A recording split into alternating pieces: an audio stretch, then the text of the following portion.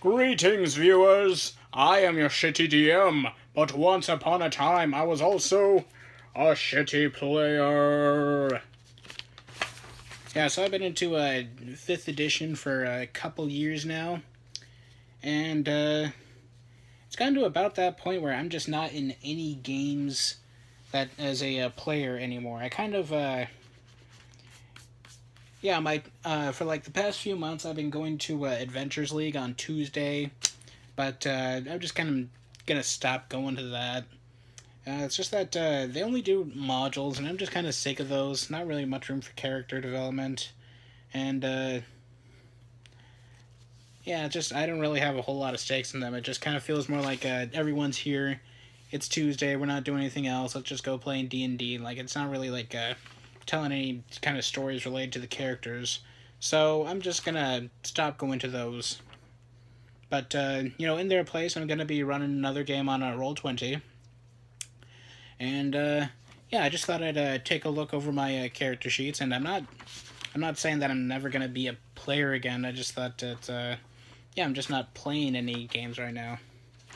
So let's see what I got over these past couple years, and it's kind of a nice stack. These aren't all character sheets. Some of them are kind of stapled together, but I'll just see what we got. Alright, so first on the top of the stack, ordered in first characters to latest characters, I've got the one that started it all, Shaw Crucible!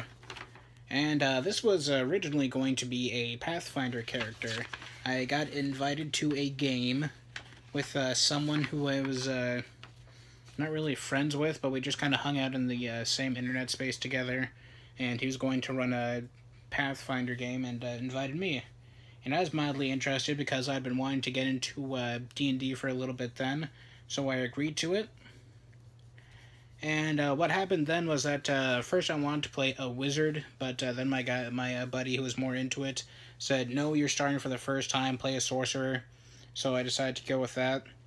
And she was originally in Pathfinder. She was a fire elemental sorcerer, but that game just kind of folded. But not only that, I was really hassling the DM about the game master or storyteller, whatever the fucking Pathfinder GMs are called. I was really hassling him over how much he wanted to make over how much he wanted kobolds to be taken seriously. Stuff like a kobold rider is equal to a level 5 character. Yeah. And I'm like, I mean, I do understand like the concept of the Tucker's kobolds, where like with proper strategy and tactics and all that, you can still totally get your ship pushed in by a bunch of kobolds. However, there's a point where like it feels like you're trying too hard, so I really ribbed on him for that.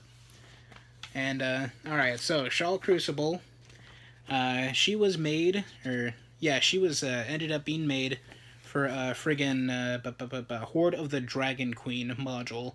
And this was when the my game store was first getting into a D&D. Like, they had this big meeting where like they had like a bunch of people who were interested in playing come together, and like we kind of split up into groups, and we spent we spent one day doing character creation. And that kind of petered off over time, unfortunately.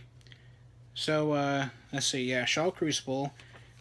Let's see, by the our party that was doing it, let's see, it was like me, military guy, and an ex-military guy and his wife, and much to the breaking the stereotype of one of the player's girlfriends, she was actually a very valuable member of the team who like actively roleplayed and like helped us out, contributed. So don't think that stereotype's always true.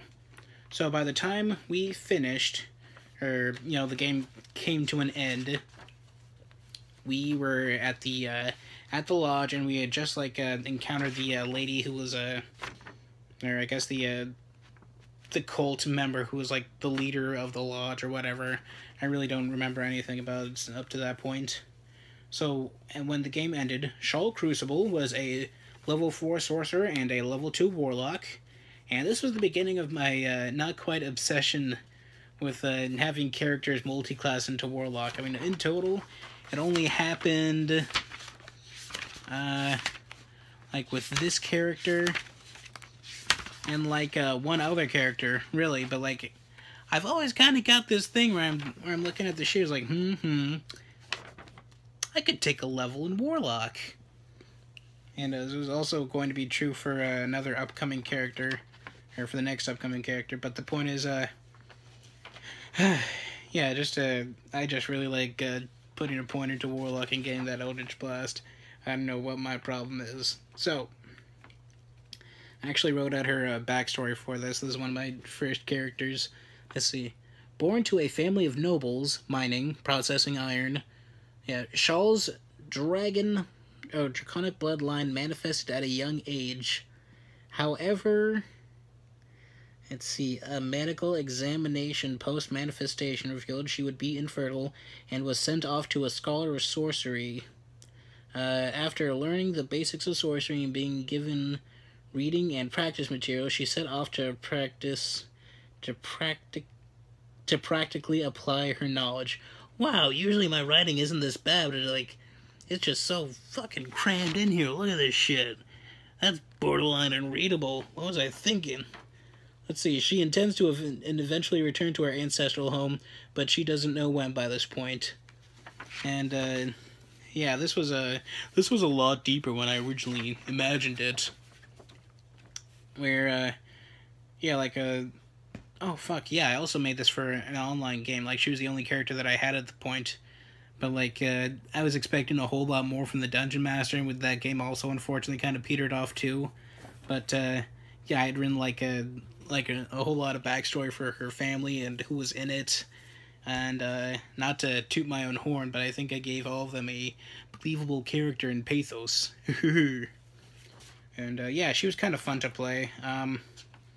I didn't really know what I was doing at the time, so I don't think I played her very well in terms of combat effectiveness, and I kind of like took the back seat. Like, that game was not serious at all when we played it. Like, it was really just like us ribbing the DM, who, like, because he was so busy, he didn't have a whole lot of time to read the book. So I was like, okay, we're skipping this, skipping this, skipping this, skipping this. And like, we really only had like the bullet points of the game. It wasn't the best game, but I had fun. And man, this pissed me off so much. I bought a fucking elephant. Yeah, see? I bought an elephant with my own money, and I named him Gavin. And, yeah, like, the front was that I would use him for, like, we would use him for pulling cargo in a shipping company, and then that would tie into, like, how the next chapter was about us going traveling and shit like that on the big road. But, because we had to go through this tiny-ass portal, and it led to a swamp, I was like, I'll figure out where in Faerun we are, and then I'll fucking go and get Gavin, and we can take a long way here. And the DM was like, no, if you do that, you're gonna get a moment with the horse from the Never-Ending Story. It's like, God, fuck, damn it, Bailey, I bought a fucking elephant. I want to use it.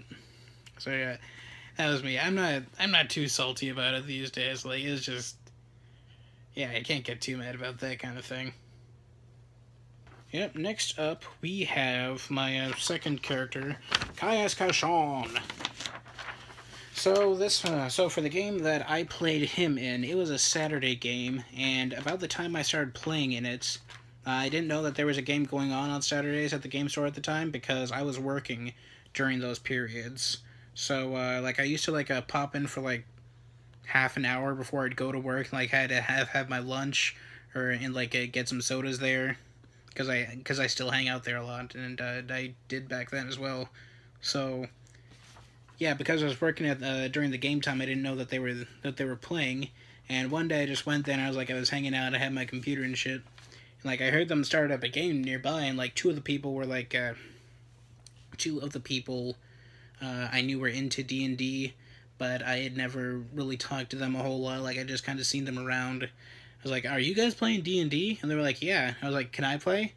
Yeah, sure. Do you have a character sheet? I can make one in like 5 minutes. So then I went ahead and did that. And he really should be at level 5 now. That's when we wrap this up. I came in when they were at level 3, and then we got up to level 5. So, KusoDM's Paladin. And this character kind of originally started life as a Ravenloft character, because I was listening to the old Spoony Ones Counter Monkey thing where he was talking about Ravenloft and being a paladin there. I was like, ooh, that's super cool. And I mean, well, he was talking about how like how paladins and like being a source of goodness really like ping off as like a spot as bright as the star or sun on the Dark One's radar. I was like, that's totally awesome, because let's see, my original character concept for this was a paladin who worshipped the sun, and he was like, inadvertently I made Solaire from Dark Souls 3, and the idea was that he would eventually multi-class into a warlock, but he actually didn't, because we didn't get to the right level that I wanted him to do that. And he would be a great old one warlock, and what would be going on is that the sun that he worshipped, or like that he saw in his dreams, it wasn't like the actual sun that the planet was involved in. It was like the sun in his dreams would actually be this giant eldritch being that was like slowly coming towards the planet and would eventually eat it up. Like he was inadvertently worshipping it. Excuse me.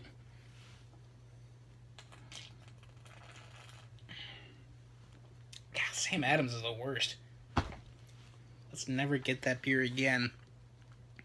So, yeah, so when I was playing Caius, let's see, his character backstory is that he used to be in a mercenary band, inspired by Berserk, and that eventually it got to the point where he had almost died, and, like, he didn't want to be in that kind of life anymore, and he had seen a vision of the sun in his dreams as he lay dying, and when he woke up, he felt fine, and so he decided to become a paladin of the sun.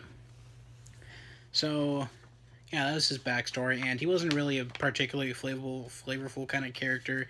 Like, I kind of played him as the guy who's like, he's down for anything, and like, he really just wants to help people, but the party composition was like half holy dudes. Like, one dude was an Aasimar paladin, and another guy was a dwarf cleric, and then the others were a great old one warlock, and a gnome rogue who would steal shit all the time, and it was not the best party composition. I was super redundant there. So, yeah, he was kind of like a whatever you need kind of guy. I mean, it's not that I feel strongly about these kind of people, but like the people who say that, oh, what do you need? I'll just do whatever. I don't really like those people. Or like, not like personally dislike them, like, ugh, what an asshole. He fills in needs that the group doesn't have already. But like, I kind of like people who already have like a good concept of a character, and then that's what they want to play. I mean, I can't fault somebody for wanting to have a good party composition, so I'll admit it's entirely just me. Play what you fucking want, or whatever the party needs, whatever you want. Or whatever is more important. So, yeah. So he has really average physical and mental stats, like +2, +2, +2, +1, +1, +2. Like, it was kind of baffle the DM sometimes, because like he would think, oh, he's got to be bad at something. Nope, that's just how I made him. He's got plus something and everything. It was like, ooh, I'll get you one day, Caius. Or nah, not really. So, but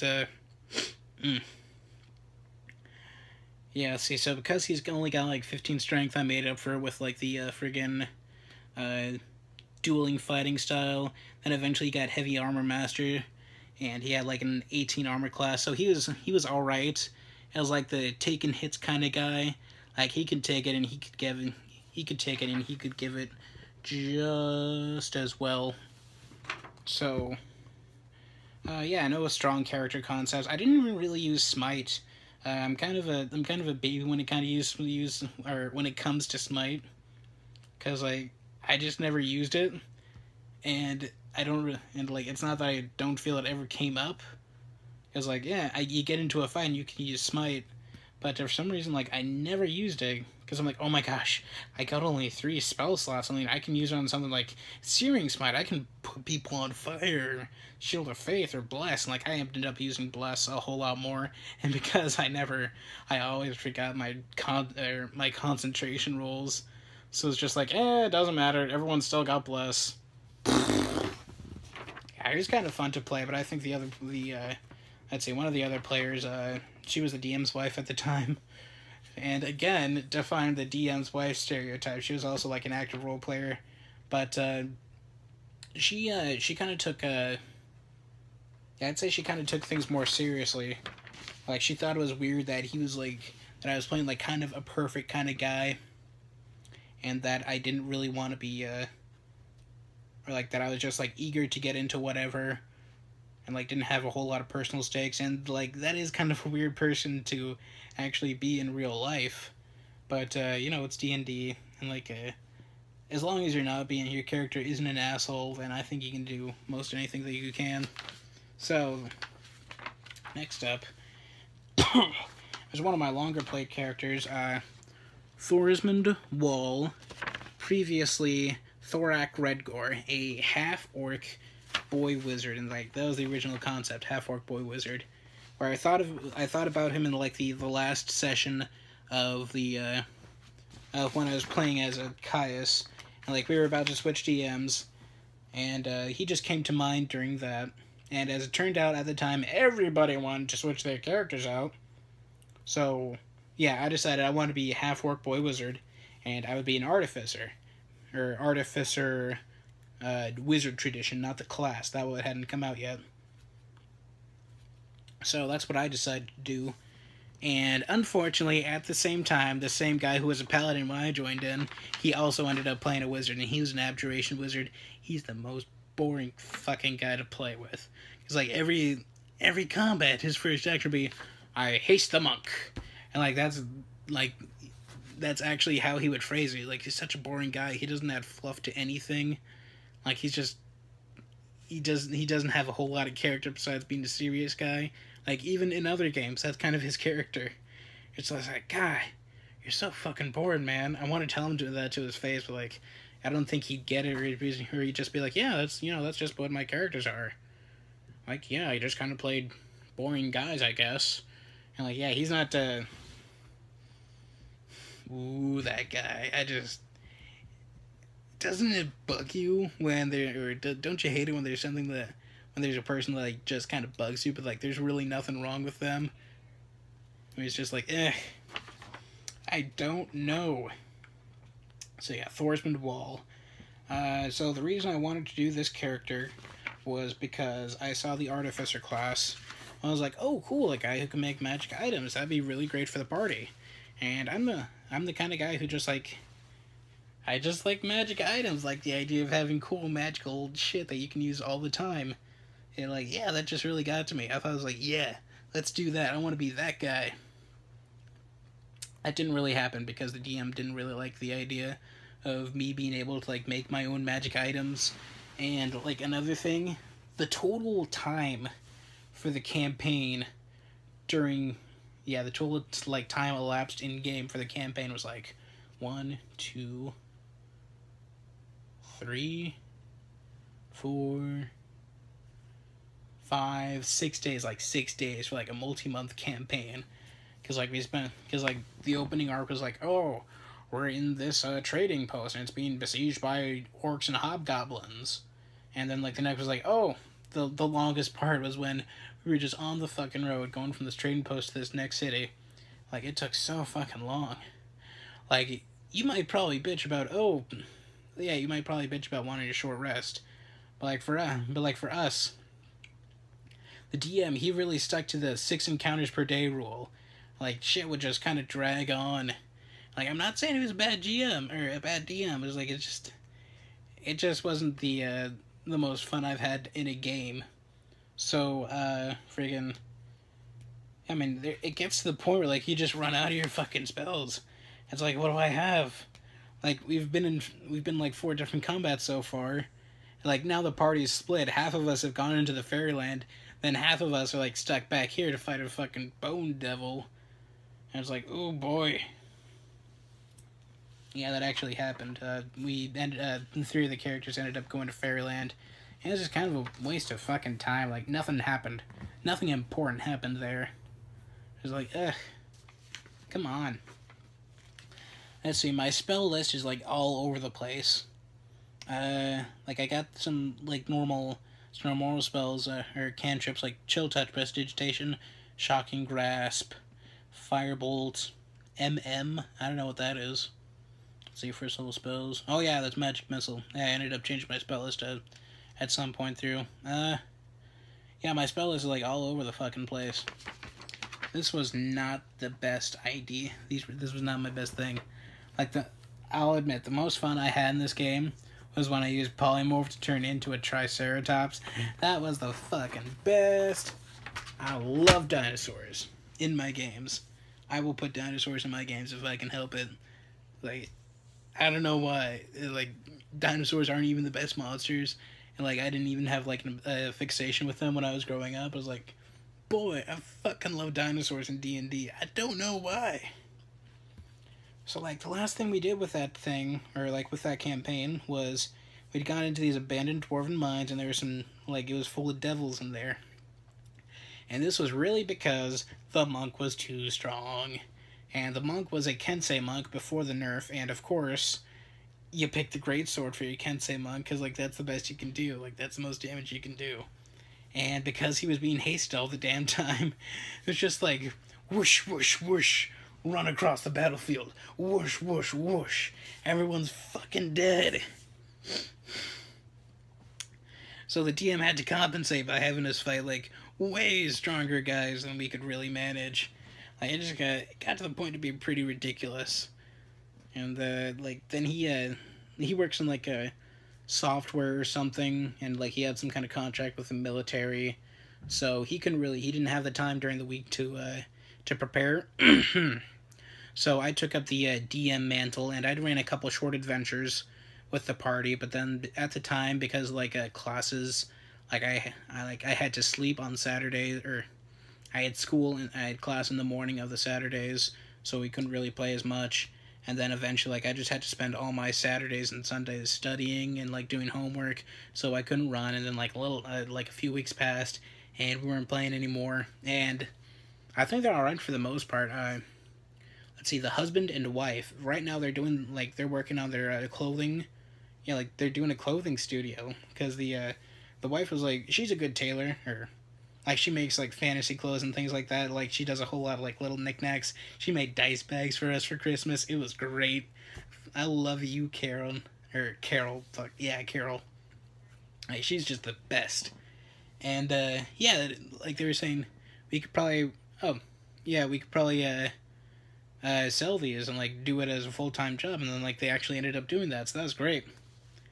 So, yeah, good for them. Except the boring guy. He just plays Magic now. Because of fucking course he does. Alright, moving the camera a little bit just to see how it goes. Let's see. Oh, you know what? I ended up not talking about my character at all during that last one. Alright, so, Thorsman Wall. Yeah, his backstory is that he started out, his mother was a slave in an orc tribe, and, so he was a rape baby. And the tribe eventually came to this magic castle owned by a wizard named, let's see, what was it? Egon Wall. Yeah, that was his name. So they eventually came to this castle. They're like, holy shit, there's this fucking castle. Let's take it over. Roar!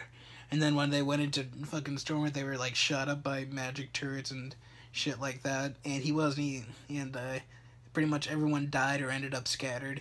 And Thor's mother died, and he ended up just, like, staying there, crying his little fucking eyes out. And eventually the wizard that lived there, like, he came back, and he was like, oh, poor little half-orc rape baby, I'll take care of you. So they would, like, so my character started out at level 5, so his backstory is, like, he got up to level 5 because he was spending so much time hanging out with this high-level wizard, he got, like, residual experience or something. Like, that's not really how it works, but, like, whatever. And then, eventually, the wizard died at the hands of a dude who he made magic armor for, so my character's goal was to go out and look for the two guys that killed him. It was, like, a warlock, who I described as looking like George Costanza, like this huge, ugly, fat, purple lip. And the knight had a set of bronze armor with a gorilla on the breastplate. Yeah, that was my character's motivation, and nothing really came of that, unfortunately. Yeah, it's kind of a shame. Alright, so next up we got Johann Wittbach. Straighten out your fucking piece of paper. Johann Wittbach. This was a character for Greyhawk Reborn. So I wasn't really, I'm kind of familiar with Greyhawk as, like, the granddaddy setting, but I never really had much exposure to it, never really read much of the material, all that jazz. So one of the guys in my game store, he's more of like he is more of an old school gamer. He's been playing for a long time, and he used to be part of this thing called, yeah, that was what it called, Living Greyhawk, where they just, like, after Gary Gygax left, or was booted out of TSR, and during 3.5, I think, was when they were the most active. It was just like a league of Greyhawk players, and they'd be playing, like, all up and down the East Coast, and, like, people would drive to, like, conventions of, like, big games to play together. So yeah, that guy, he made a couple modules, and, like, he had some shit printed out for us, and, like, me and one other guy were playing it, and we both played 2 characters, and it was in 5th edition, or yeah, it's still 5th edition. So it was kind of like, like, I don't want to say easy, because, like, things can still be hard in 5th edition, but, like, yeah, I don't really know how to say it, but, like, I was kind of more attached to this character than I probably would for, like, any other, kind of normal character. So, yeah, Johann Wittbach, he made it to a level 2 fighter, and he didn't die. We just finished, both of the models for that day. Here are his stats, and he's another kind of, yeah, there's kind of a trend with my characters where I don't like having any negatives on them, or I try to have as few as I possibly can. Excuse me. And yeah, he was just kind of an offensive aggro kind of guy. So let's see. Oh yeah, so what I was playing in was called Greyhawk Reborn, and it's just kind of like a sequel to Living Greyhawk, where all the guys who are still in it, or all the guys who ran it, got together and like, alright, let's do this new thing. So, like, it's kind of I never really read into the material a whole lot, but, yeah, it's just, like, slightly newer, whatever. And they didn't allow the variant human, and they had some of their, they had some original, variant races for their humans. So, Johann Wittbach, whose name pretty much means white bread, he's an Iridian human. He gets +1 to wisdom, strength, and dexterity. And, like, originally that was, like, wisdom and 2 others. He gets the savage attacker feat. And that's what it means to be an Iridian, who are the Romans in this setting, pretty much. You have a good idea of what's going on, and 2 other things that you're good at. And savage attacker, people say it's not a very good, yeah, they say it's not a very good feat, but I like it. I think it's pretty handy. Because, like, I think it's mostly about finding a good point, or, like, anything below a 5, just reroll that, and, like, you're good. Like, it doesn't level up as well, I guess. But, like, you work with what you're given, and that's what I like. And that's what I liked the most, between, like, something with riding animals better and a bunch of skills. Like, this one seemed the most, applicable in combat. And, yeah, not a whole lot went on with him. You can see, like, a vague outline of a drawing I did for him. He's got a face shield, which I was kind of, like, fixated with at the time. So, his character is that he was raised in the church, and he did a lot of hard work as a kid, and he decided to go out and help people as much as he could once he became an adult. And he would usually stay in the church and, like, always, like, offer to help clean up and that kind of thing, sweep out the praying area. And he's just a good boy. It was nice playing him, just like a totally honest, earnest, sword and board fighter guy. Yeah, he's nice. I'd like to play again as him sometime, even like something that's not Living Greyhawk. What a nice boy.